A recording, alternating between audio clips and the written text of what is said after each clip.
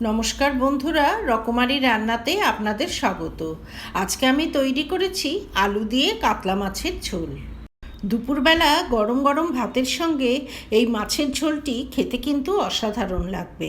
সামান্য কটি ঘরোয়া উপকরণ দিয়েই এই সুস্বাদু মাছের ঝোলটি বানিয়ে ফেলা যায়। মাছের ঝোল বানাবার জন্য 4 পিস কাতলা মাছ নিয়ে তাতে দিয়ে দিলাম আধা চামচ নুন ও আধা চামচ হলুদ।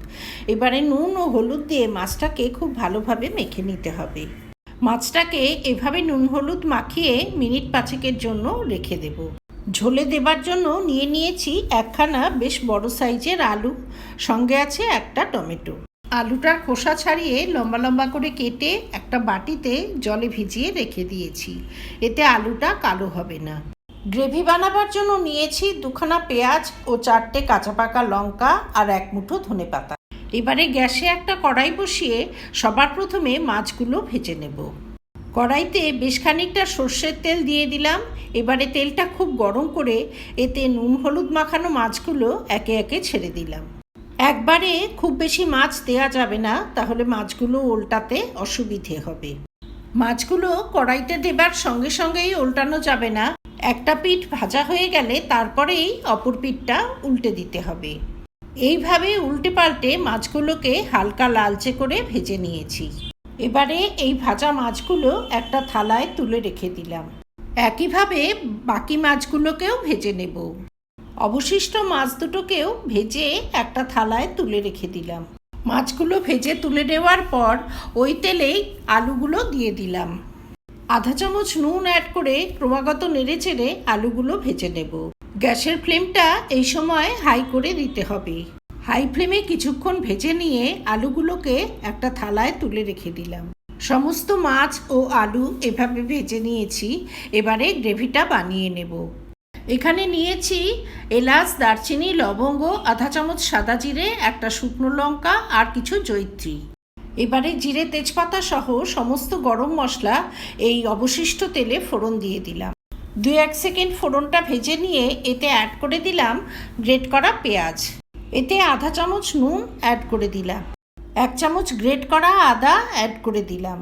এবারে পেঁয়াজ ও আদার কাঁচা গন্ধটা চলে যাওয়া অবধি কিছুটা সময় এভাবে ভেজে নেব।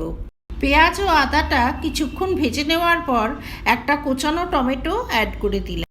এবারে টমেটোর কাঁচা গন্ধ চলে যাওয়া অবধি কিছুটা সময় এভাবে ভেজে নিতে হবে।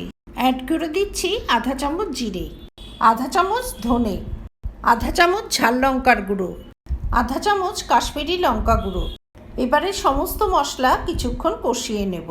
মাছ ম্যারিনেটেড থালাটা ধুয়ে কিছুটা জল অ্যাড করে দিলাম, এতে মশলাগুলো পুড়ে যাবে না।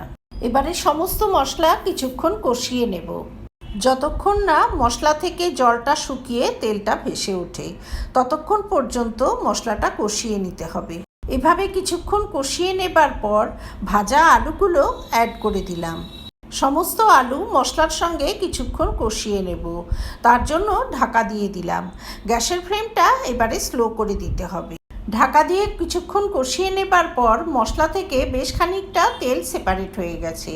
এবারে গ্রেভির জন্য গরম জল অ্যাড করে দিলাম। গ্যাসের ফ্লেমটা এ সময় হাই করে দিতে হবে। হাই ফ্লেমে গ্রেভিটা ফুটে ওঠার জন্য অপেক্ষা করব। হাই ফ্লেমে গ্রেভিটা ফুটে উঠতেই একটা আলু তুলে দেখে নিলাম আলুটা খুব সুন্দর সুসিদ্ধ হয়ে গেছে।